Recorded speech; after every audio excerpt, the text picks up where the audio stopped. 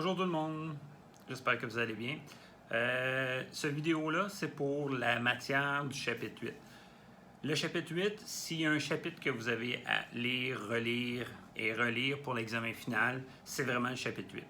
Dans le chapitre 8, il y a 3 concepts clés. 3 concepts qui résument bien les éléments qu'on a déjà discutés ensemble relativement au schéma des systèmes d'information. Si vous allez sur le portail de cours, je vous ai ajouté le schéma suivant.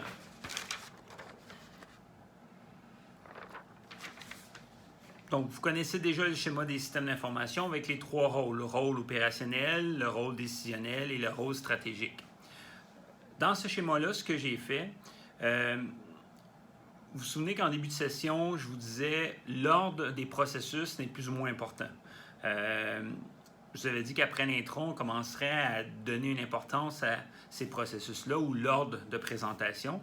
Et la réponse, en fait, c'est aujourd'hui dans le chapitre 8.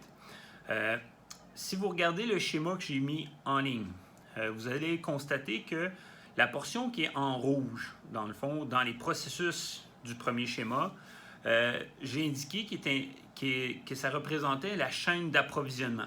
Vous vous souvenez, à l'examen intra, je vous avais demandé de faire la chaîne d'approvisionnement, c'est-à-dire la chaîne de valeur de Walmart. La chaîne de valeur qui était composée essentiellement des processus de production supportés par les activités de soutien. Donc, on avait identifié ces processus-là. Bien entendu, les processus correspondent à la chaîne de valeur. Ici, dans le chapitre 8, on reprend cette notion de chaîne de valeur-là, mais on vient miser sur les processus, dans un premier temps, qui sont en relation avec les fournisseurs.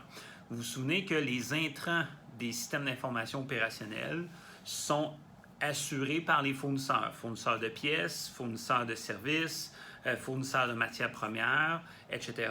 Donc, ces fournisseurs-là, qui sont en relation avec l'entreprise, vont être en relation avec certains processus spécifiques. Les achats, l'approvisionnement, les inventaires, la fabrication et tous les processus de fabrication qu'on peut avoir dans une entreprise ou les processus de service, si l'entreprise offre des services plutôt que des biens.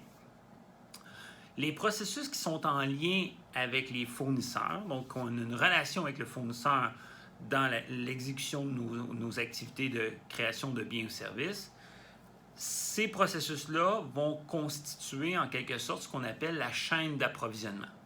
Donc, dans le schéma que je vous ai fourni, dans le premier schéma, quand vous voyez encadré dans rouge, achat, inventaire, fabrication, contrôle qualité, livraison, ce sont des processus qui font partie de la chaîne d'approvisionnement d'une entreprise. Ces processus-là, qui font partie de la chaîne d'approvisionnement, constituent en quelque sorte la relation avec le fournisseur. Donc, à quel moment dans mon organisation j'ai à parler avec mon fournisseur et comment je peux faire pour améliorer cette relation fournisseur-là. L'amélioration des processus, comme on a vu dans le cadre du cours, ça passe par la mise en place d'un système d'information. Or, c'est pour ça que dans les systèmes d'information dans les entreprises actuelles, le défi des entreprises, c'est qu'est-ce que je peux faire pour améliorer mes processus. Par exemple, qu'est-ce que je peux faire pour améliorer mes achats? Jusqu'à maintenant, on a vu que pour améliorer, par exemple, un processus d'achat, je pourrais proposer de mettre en place un système de traitement de transactions, un STT achat. Le STT achat va générer des données d'achat, données opérationnelles qui vont être envoyées au système d'information décisionnel. Le STT achat, ces données qui sont générées, ça ne flotte pas dans les airs. Dans le fond, dans le deuxième schéma que je vous ai fourni, vous avez par exemple STT achat avec un petit symbole qui représente un cylindre. Le cylindre, ça représente en fait la base de données. La base de données de l'entreprise pour les processus achat. Donc, le STT achat génère des données opérationnelles qui emmagasinent dans la base de données, qui vont servir éventuellement ces données opérationnelles-là à mes systèmes d'information décisionnels. Je veux améliorer un autre processus de ma chaîne d'approvisionnement, inventaire. Je pourrais mettre en place un système de traitement des inventaires avec des données emmagasinées dans ma base de données. Dans beaucoup d'organisations, on répète ce processus-là, c'est-à-dire qu'on automatise, on met en place différents systèmes d'information pour supporter nos processus opérationnels. Le problème, c'est que souvent, ces systèmes d'information opérationnels-là ne communiquent pas entre eux. Soit que c'est des langages différents, des technologies qui datent un peu, ou que carrément les systèmes n'ont pas été pensés pour supporter plusieurs processus. Donc, lorsque je veux améliorer encore plus ma chaîne de valeur, donc par exemple ici, si je veux améliorer encore plus ma relation fournisseur, j'aurai avantage à intégrer toutes les petites bases de données, donc tous les petits cylindres, dans un seul et même système. Quand on parle de relation fournisseur, l'intégration de toutes ces petites bases de données-là dans un seul même système, on va parler d'un système de GCA. La GCA, c'est un système d'information de gestion de la chaîne d'approvisionnement, donc qui est un système d'information, mais qui intègre l'ensemble des processus qui sont en relation avec le fournisseur. Donc, l'ensemble des processus qui sont en relation avec le fournisseur, on appelle ça la chaîne d'approvisionnement ou la chaîne logistique. Certains volumes vont parler de chaîne logistique. Donc, cette chaîne d'approvisionnement-là, une fois qu'elle est intégrée et automatisée par un système d'information qu'on appelle un GCA, à ce moment-là, je viens maximiser, je viens améliorer ma relation avec mon fournisseur. C'est quoi l'avantage d'avoir une amélioration de la relation avec les fournisseurs? C'est très simple. Si c'est plus facile pour mon fournisseur de faire affaire avec mon organisation, il risque, lui, de me vendre les intrants, donc de me vendre mes intrants moins chers. Donc, si mes coûts d'intrants diminuent, vous vous souvenez de l'équation qu'on avait vue ensemble, coûts d'intrants plus les coûts de traitement plus la marge égale le prix, si mes coûts d'intrants diminuent, puis ma stratégie d'entreprise, c'est de dominer le marché par les coûts, comme par exemple Walmart, si je diminue mes coûts d'intrants à gauche de mon équation, je vais avoir soit des marges de profit plus grandes ou je vais pouvoir diminuer mes prix. Autre élément, si j'améliore la relation avec mes fournisseurs, je vais réagir plus rapidement à un changement dans le marché. Donc, quand il est arrivé, par exemple, ce qui nous arrive actuellement avec le COVID-19, les organisations qui étaient capables rapidement de modifier leur chaîne d'approvisionnement, donc la chaîne de valeur d'approvisionnement, pour vendre plus rapidement ou en ligne leurs produits, les entreprises qui ont réagi, donc qui étaient plus équipées ou mieux équipées au niveau de la chaîne logistique, ont réagi plus rapidement.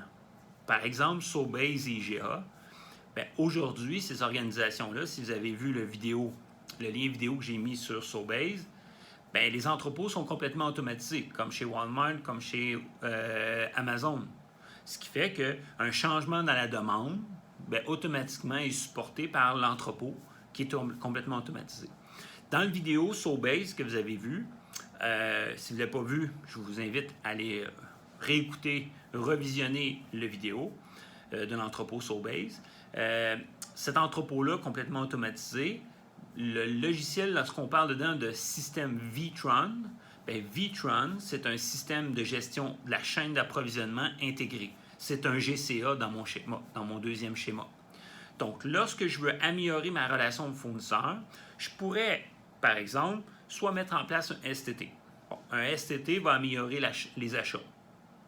C'est localisé, ça améliore les achats. Donc, si j'améliore les achats, j'améliore ma relation fournisseur. Mais comme c'est sur un processus, ça a moins d'impact. Les bénéfices vont être moins grands. Si j'automatise l'ensemble des processus qui sont en relation avec mes fournisseurs, donc ma chaîne d'approvisionnement, je l'automatise, je l'intègre dans un GCA, là, je vais maximiser la performance de mon système. Donc, je vais maximiser les coûts d'intrants en relation avec mon fournisseur.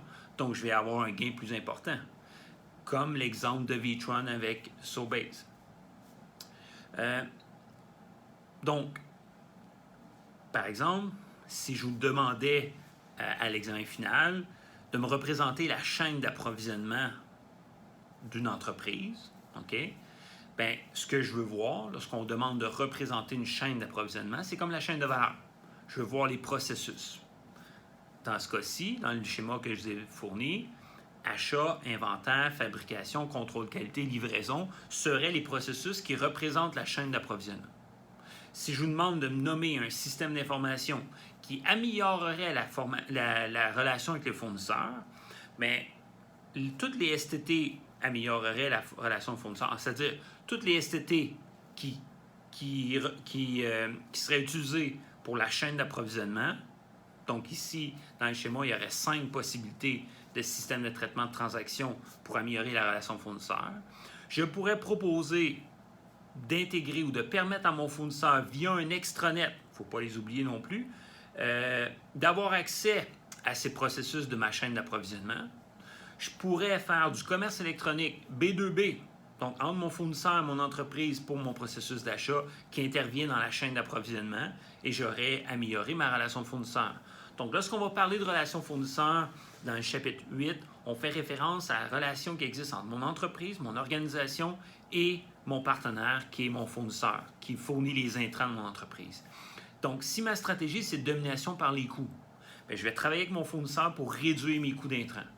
Si ma stratégie c'est une stratégie de différenciation, je vais travailler avec mon fournisseur pour développer des produits et services différents. Donc, je vais vouloir innover. Donc, je vais l'impliquer dans mes processus d'innovation et de recherche et développement. Si ma stratégie, c'est une stratégie de niche, donc en lien avec les clients, bien, je vais essayer de travailler avec mes fournisseurs pour m'aider à développer des produits personnalisés plus près des besoins de mon client. Ce bout-là, c'est ce qu'on résume dans le chapitre 8 au niveau de la chaîne d'approvisionnement, qui est la relation avec mes fournisseurs. Deuxième concept. Le deuxième concept, c'est le pendant, dans le fond, c'est à droite du schéma. Là, on parlait de la relation fournisseur. Maintenant, on va parler de la relation avec le client. La relation avec le client, on lui parle quand? On lui parle à 3 endroits. Au marketing, aux ventes, puis au service après-vente. Donc, comme on lui parle à ces 3 processus-là, bien, la représentation, ce que j'ai mis dans mon premier schéma en vert, c'est la chaîne de vente. La chaîne de vente d'une entreprise, c'est les 3 processus qui sont en relation directe avec les clients, soit le marketing, la vente et le service après-vente. Ces processus-là, donc comme c'est une chaîne de vente, donc c'est la chaîne de valeur, à ce moment-là, la chaîne de vente correspond à mes 3 processus. Si je veux améliorer ma chaîne de vente, donc si je veux améliorer ma relation avec mes clients, bien, je peux, de manière, dans le fond, automatisée, améliorer un processus de ces 3-là. Donc, je pourrais mettre en place, par exemple, une caisse enregistreuse.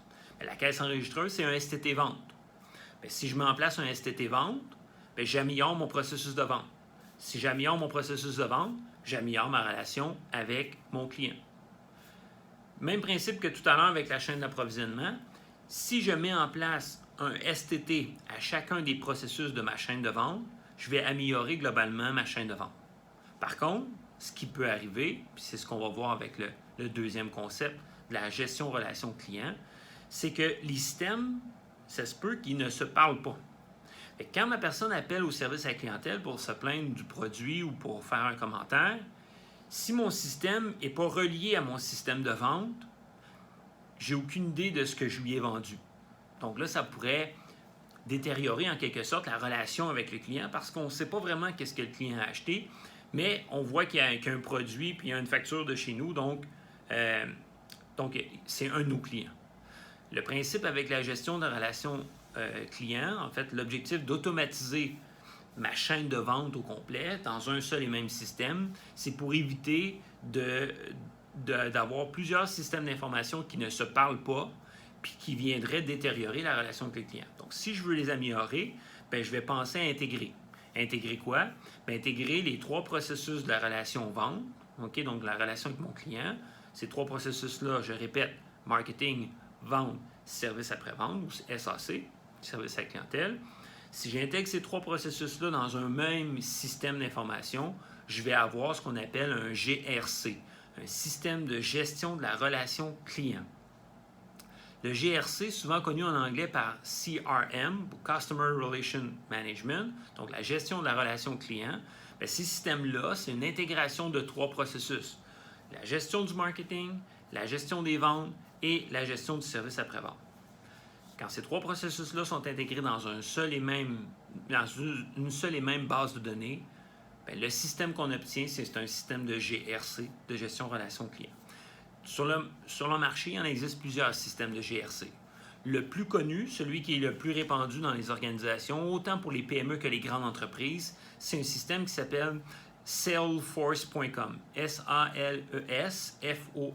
Salesforce.com. C'est le système que je connais le plus important, le plus gros qui existe sur la planète. Et c'est un système qui est disponible en ligne de manière assez abordable. Une entreprise qui aurait un seul employé qui gère ces trois processus-là, ça pourrait lui coûter une vingtaine de dollars par mois à utiliser le système. Donc, la GRC, même principe que pour la GCA, bien, il vient automatiser ou intégrer l'ensemble des processus en place dans un seul et même système d'information. Donc, c'est pour ça la même base de données. Donc, encore là, je reprends l'exemple. Si je veux améliorer ma relation avec le client, pourquoi je voudrais améliorer ma relation avec mon client? Bien, si mon objectif à moi, ma stratégie, c'est de dominer le marché par les coûts. Bien, pour dominer le marché par les coûts, je dois diminuer mes coûts d'intrants, je dois diminuer mes coûts de traitement pour maintenir mes marges, donc par le fait même diminuer mes coûts, mes prix. Bien, pour diminuer mes coûts d'intrants, je dois mettre en place un GCA. Si je veux diminuer mes coûts de traitement, bien, le GCA va diminuer mes coûts de traitement, mais le GRC va aussi continuer à diminuer mes coûts de traitement en améliorant la relation avec mon client. Donc, tous ces éléments-là peuvent être utilisés dans un contexte où ma stratégie, c'est de domination par les coûts. Si ma stratégie, c'est une stratégie de différenciation, bien, je veux être capable de comprendre quels sont les besoins de mes clients pour développer des produits que mes clients pourraient être intéressés d'obtenir. Donc, si mes clients sont intéressés par l'innovation, par des produits innovateurs, bien, je vais mettre en place des processus tels que la recherche et développement, l'innovation. Mais au niveau de la relation client, je vais m'assurer de garder en temps réel un contact avec ces clients-là. Ça passerait par le GRC. Si ma stratégie, c'est une stratégie de niche, bien, souvent la priorité des entreprises qui ont une stratégie de niche, c'est de s'équiper d'un système de gestion de relations clients. Pourquoi? Parce qu'ils veulent, à toutes les étapes du processus de la chaîne de vente, donc au niveau du marketing, de la vente et du service après-vente, être capable de réagir aux changements ou aux besoins du client. Et ça passe par un système de gestion de relations clients. Donc, le deuxième concept important, c'est la chaîne de vente, donc qui représente les processus en relation avec les clients, soit marketing, vente et service après-vente. Puis le système d'information qui améliore la chaîne de vente, c'est le GRC, le système de gestion de la relation client.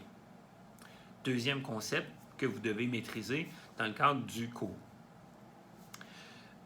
Lorsque vous allez lire le chapitre 8, vous allez constater qu'au niveau de la GRC, il y a un concept qui revient. En fait, on parle de compléments de modules ou de systèmes d'information qui viennent se greffer à un GRC. On va vous parler de GRE, on va vous parler de GRP et GRF.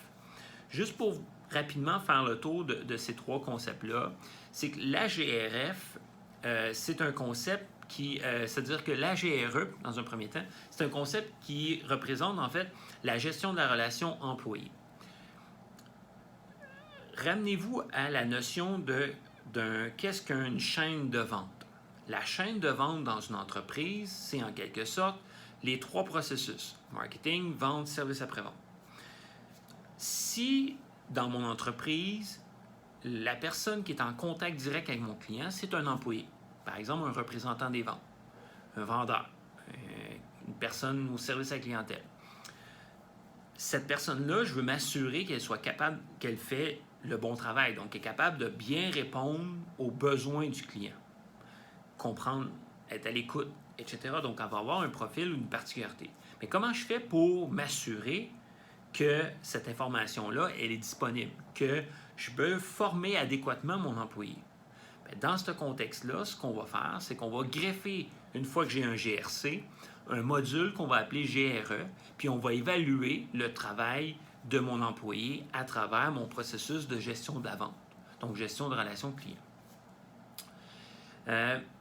Vous avez sûrement déjà appelé un endroit où on vous a mentionné, il se peut que cet appel soit sous écoute. Vous allez, par exemple, acheter, par exemple, chez Home Depot, des produits de quincaillerie, puis on vous dit, on a un sondage, on a un concours, mon nom c'est Stéphane, répondez au sondage, vous pourriez gagner une carte cadeau de 3000$. Bien, ce sondage-là, est lié aux gestions relations clients.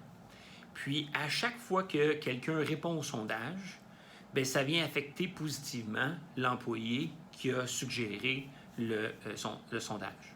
Ça permet au gestionnaire de dire hey, « Continue Stéphane, tu as fait un bon travail. 90% des gens que tu as servis sont venus répondre au sondage. » Ou à l'inverse, « Hey Stéphane, il n'y a personne qui répond au sondage, donc es-tu sûr que tu présentes bien l'information? » Le fait de ramener les clients à venir répondre au sondage bien, va donner une multitude de données d'informations sur le client dans sa relation avec l'entreprise, ce qui va permettre d'améliorer la relation avec le client sans même que le client s'en rende compte. Donc ça, c'est la GRE. La GRP, parfois, l'entreprise ne vend pas directement au client, mais va passer par un intermédiaire, un concessionnaire automobile, par exemple. Vous n'achetez pas directement votre voiture de BMW. Vous l'achetez d'un concessionnaire BMW, à Trois-Rivières, à Montréal, etc. Donc, le concessionnaire, c'est un partenaire de l'entreprise qui a développé le produit qui vous le vend. Donc, si moi, je m'appelle BMW, puis je veux savoir comment BMW Trois-Rivières fait son travail dans la relation avec mon client, bien, à ce moment-là, je vais évaluer le travail du concessionnaire à travers un module qu'on va appeler le GRP, Gestion Relation Partenaire. Souvent, lorsque vous prenez possession d'une voiture, le vendeur va vous dire « Est-ce que je peux faire quelque chose pour augmenter votre satisfaction?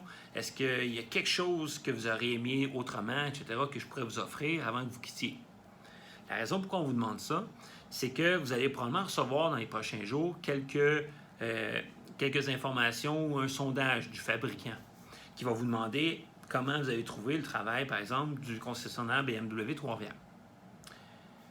Si vous ne mettez pas 10 partout, bien, dans le module de GRP, le concessionnaire de Trois-Rivières va avoir une affectation. Donc, on va peut-être avoir des commentaires provenant du fabricant, des améliorations à apporter, de la formation à donner à son personnel, de façon à ce que vous soyez complètement satisfait à votre prochain achat. Donc, ça, c'est un module qu'on va utiliser avec mon GRC, mais lorsque c'est un partenaire qui vend le produit pour moi, c'est le cas des distributeurs ou des partenaires comme les concessionnaires automobiles ou autres. Le troisième module, c'est la GRF. Il faut faire attention, la GRF, c'est un module qui est lié pour la relation vente, donc la relation avec mon client, et non la relation avec mon fournisseur. Par contre, comme c'est intégré à ma GRC, on parle de GRF pour gestion relation fournisseur. Ce GRF-là, ce module GRF-là, c'est lorsque le fournisseur vend directement à mon client. Le plus bel exemple que j'ai à vous donner pour ça, c'est Amazon. Vous avez déjà acheté sur Amazon. Par exemple, vous achetez plusieurs produits sur Amazon. Vous avez la possibilité soit de recevoir votre commande dans une seule livraison ou de recevoir dès que les produits sont prêts à être livrés, donc de les recevoir. Lorsque les produits sont prêts et sont envoyés au fur et à mesure, ils ne passent pas par Amazon. Ils partent directement du fournisseur d'Amazon. Ce qui fait que c'est le fournisseur d'Amazon qui gère en quelque sorte la chaîne de vente d'Amazon. Quand vous recevez le produit, si le produit est défectueux ou si le produit n'est pas... par exemple, vous avez un livre, il est déchiré ou il n'est pas en bon état, bien, vous allez rappeler Amazon. Or, si vous rappelez Amazon, Amazon, il va vous dire quoi? Il va reprendre le livre, il va reprendre votre produit, puis il va aller voir son fournisseur pour dire « Hey, tu n'as pas fait une bonne job, là, ça passe pas. » Puis si ça arrive trop souvent, que le fournisseur qui envoie directement au client sans passer par Amazon que le produit est défectueux, bien, Amazon va laisser tomber ce fournisseur-là. Donc, le module GRF, c'est lorsque le fournisseur gère la chaîne de vente pour l'entreprise. Ça, c'est le deuxième concept important dans le chapitre 8. Le troisième concept, c'est un concept qu'on appelle le PJI. PJI, c'est pour logiciel de gestion intégrée. Vous vous souvenez, au début du cours, on parlait des trois rôles des systèmes d'information. Supporter les opérations, supporter la prise de décision, supporter la planification stratégique de l'entreprise. Or, lorsqu'on regarde au fur et à mesure des concepts qu'on a vus ensemble, on améliorait des processus en mettant en place des systèmes d'information. Le plus simple, c'était les STT. Là, tantôt, on a vu, en fait, il y a quelques semaines, on a vu les réseaux, intranet, extranet. On a vu les applications de commerce électronique. On a vu les solutions d'affaires électroniques.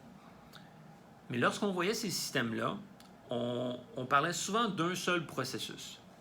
Tout à l'heure, on a discuté de l'intégration de la chaîne d'approvisionnement. Donc, tous les processus qui sont en relation avec mon fournisseur, je peux les mettre dans un système qu'on appelle un GCA. On vient tout juste de faire la même chose au niveau de la chaîne de vente. Donc, tous les processus, si je les intègre pour les améliorer, je les mets dans un GRC, ça va améliorer ma relation client. Mais qu'est-ce qui arrive avec les autres processus? Les activités de soutien, par exemple, la gestion de ressources humaines, la finance, la comptabilité. Qu'est-ce qui arrive avec mes systèmes d'information décisionnels, mes SAD, mes SIAD? Qu'est-ce qui arrive avec mes systèmes d'information stratégiques, mes SID?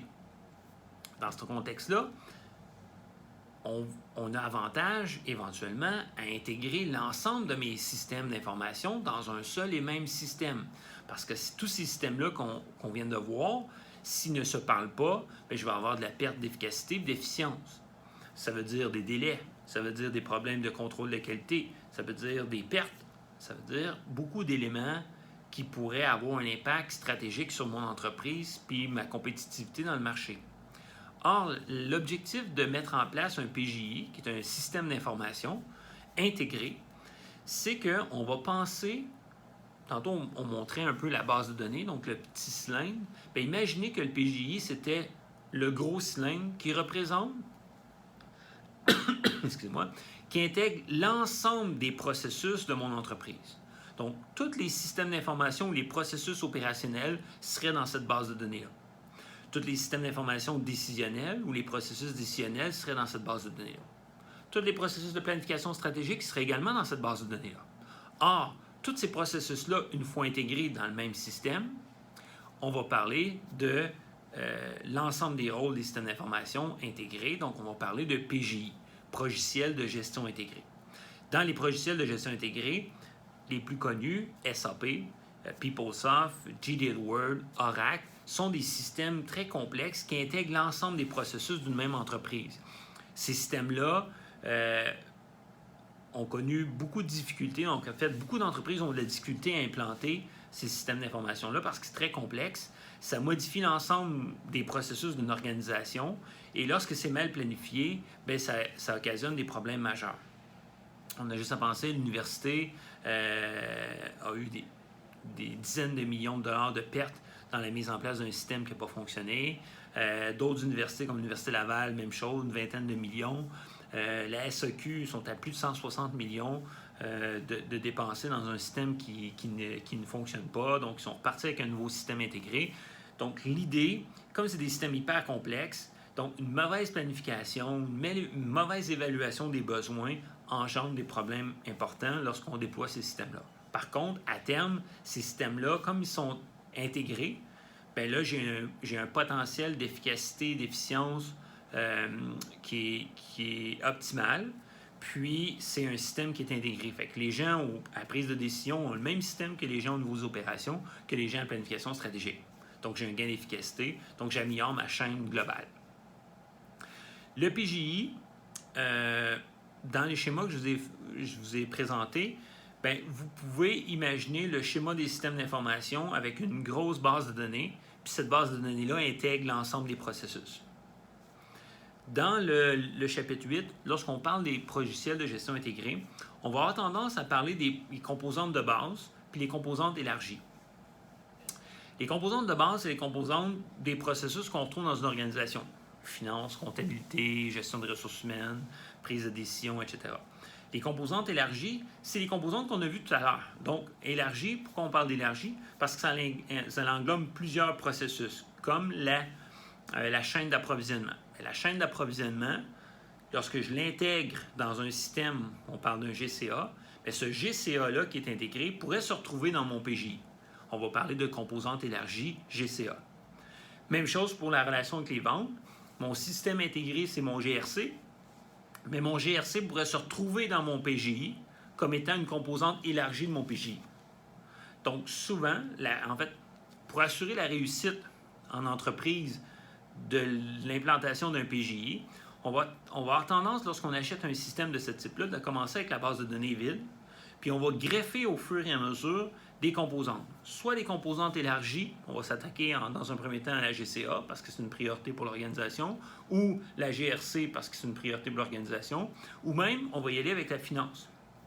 Une fois que les finances sont déployées, fonctionnent bien dans le PGI, on va rajouter un autre module, comptabilité, production, etc. pour ultimement atteindre l'implantation complète du système, du PGI en général. Le plus bel exemple d'un déploiement puis de mise en place d'un PGI a pris plus de 10 ans, c'est chez Bombardier. Bombardier ont pris 10 ans à développer, pas à développer, mais à implanter le système par module, donc étape par étape. Puis le dernier module qui a été déployé chez Bombardier, c'était le module de gestion des ressources humaines. Donc pendant 10 ans, les ressources humaines utilisaient un autre système d'information.